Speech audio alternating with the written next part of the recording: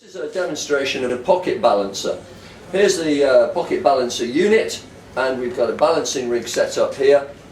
And the first thing we would do is put a reflective tape onto the unit that we're going to balance, onto the rotor, so that the tacho here can pick up the signal. This can be done usually with a bit of reflective tape, and the signal will be picked up by the tacho. Here you can see the RPM level is changing as I'm flashing this little bit of reflective tape in front of it. It can be stuck on the side of the shaft or on the front. Here we've set it up for convenience with a disc with a little cutout so that we've got our strobe marker, and you notice this has been set to 0 degrees. So that's our reference point, and we'll be able to work out our angles relative to that point here, which is the tacho. You'll also notice that the tacho reflector point is lined up with the first accelerometer here, so they're both at 0 degrees now. Okay, so there's no phase difference between the point where we're reflecting and the point where we've got our accelerometer. Those are both connected into the pocket balancer unit through this 3-way splitter cable, and they go into the 2 black connections. It doesn't matter which is which, they're easily interchangeable. What is important, if you're doing 2-plane balancing, the second channel, plane B, this is plane A, plane B goes into the red cable. 2-channel balancing is something that will be the subject of a later video, and we'll show that then. For today and in this video, we're going to concentrate on a single plane balancing job, and we're just going to give a quick demonstration of the steps involved in running through that.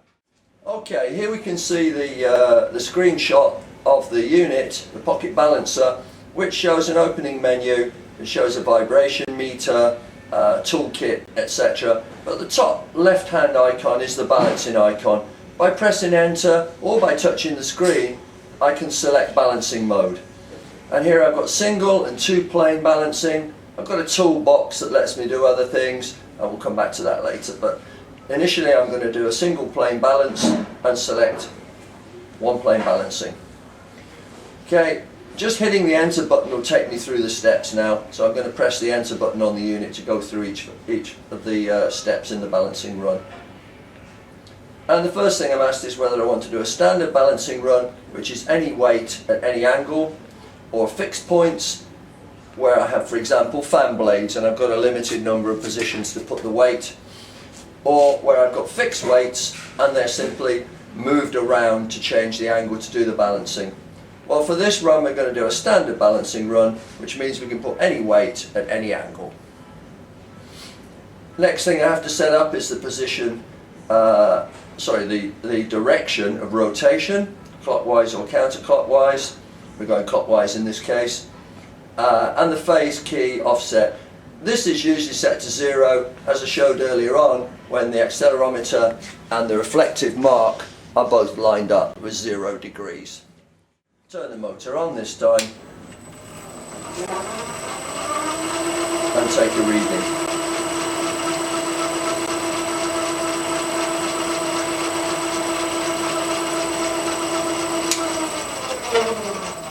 Okay, this screen shows our initial out of balance vibration in millimeters per second and the angle of the heavy spot.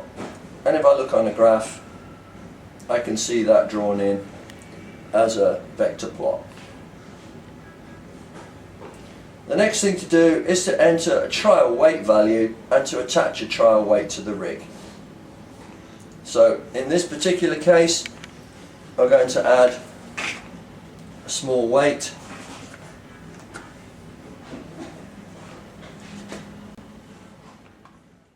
We're going to add 3 grams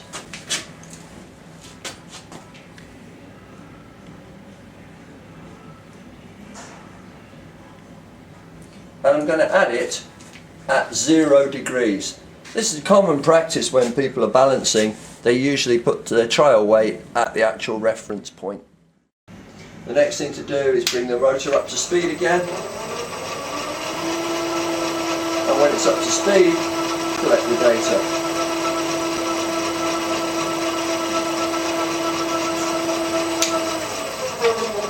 And we can now see the effect that the trial weight has had in that it's moved the heavy spot. Not by very much, but it's enough to calculate what we now need to add as a correcting weight. The next thing I'm going to do is tick this little box in the bottom corner here to say leave the trial weight as it is and just add a balancing weight. And it's now telling me to add 9.79 grams at an angle of 89.59. Okay, so we need to weigh out a balance weight.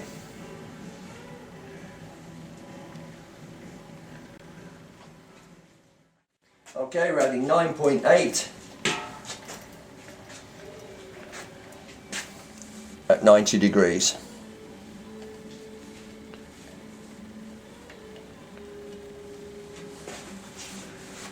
Next thing we do is bring the rotor up to speed.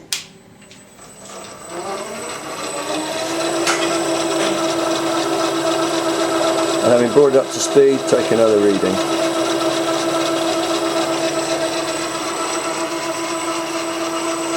And what we find is that the vibration, the out of balance vibration, has been significantly reduced.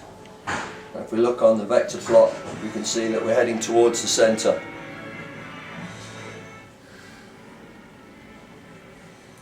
Okay. This actually meets specification and our vibration level is within what we require, but just to illustrate the process, we're going to do a trim run. By selecting trim, we're going to enter some details of a trim weight, and the pocket balancer is telling us to add approximately 3 grams at 187 degrees to trim that.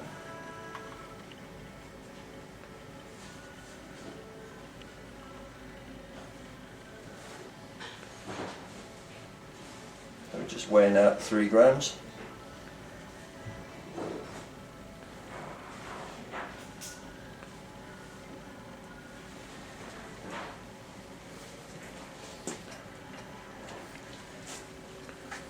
Interesting to note, angles are always measured against the direction of rotation. So here's our 0. We're going to add this trim weight at 187.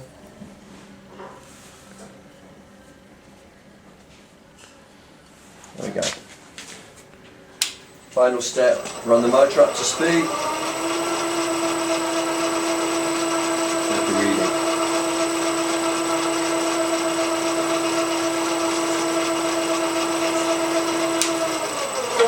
And as you can see, we've improved things slightly.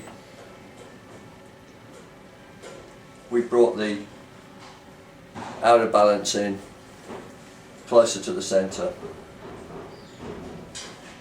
and reduced the vibration from an initial 2 millimeters per second down to 0.4 millimeters per second, which is a very good level really for a rig this size. Save that balancing run. If I select save, I can get an automatically allocated file name telling me the balance job with its date and time. I can edit that, put details in, say this is John's run testing the balancer, for example. Okay, that's all saved. Last thing to do, exit. Exit balancing run. Okay, that's all there is to it. The thing's balanced. Finally, here's a demonstration of the Pocket Balancer report generator. This software runs on a desktop PC. We can load in the balance job. It can either be on the Pocket Balancer unit itself or on the desktop, depending on where we saved it. So here we select the balance job by its date and time, and we've got the information, both the details and the vector plot showing the balancing run. We can put in a logo, and if we just select a logo, it will be added into the report. And we now have a document ready to print showing the details of the balancing job. And here we are, sending it to the printer.